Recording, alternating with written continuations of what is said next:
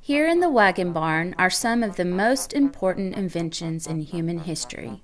Sure, you can see examples here of the wheel or the automobile, but the inventions I'm talking about are the domestic appliances that allowed for increased leisure time and redefined gender roles in society to a degree as never seen before in human history. The evolution of the washing machine, as demonstrated in this barn, is a representative example of this changing domestic life. For many centuries, sailors used to place their clothing in a cloth bag, tie the bag to a rope, and throw it overboard, letting the ship drag it for hours. The principle was simple: force water through the clothes to remove the dirt. But in the household before running water and electricity, washing clothes took a staggering amount of labor.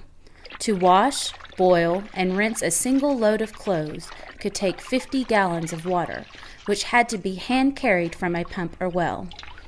Hand-wringing, rubbing, and lifting the clothes could expose women to caustic substances in the soaps.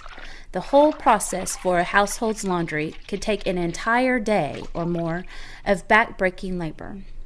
In 1846, a patented washing machine imitated the human hand moving cloth over a washboard by using a lever to rub the clothes between two ribbed surfaces.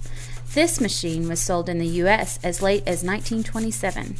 The first electric clothes washers, in which a motor rotated the tub, were introduced into America about 1900.